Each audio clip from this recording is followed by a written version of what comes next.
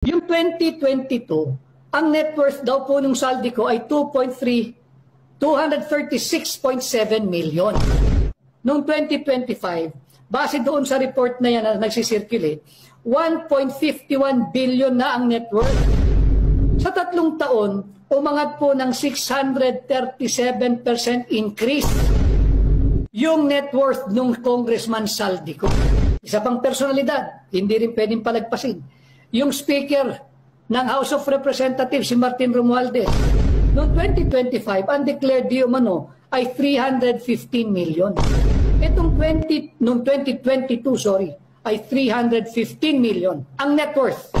After 3 years, 2025, 3.465 billion. 1,000% increase. Isa pang pangalan, ito katagi-tangi din ito, yung Manix Dalipe.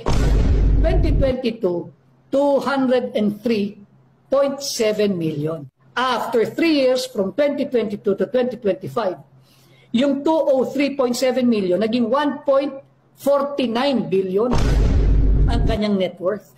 1.49 billion in 3 years.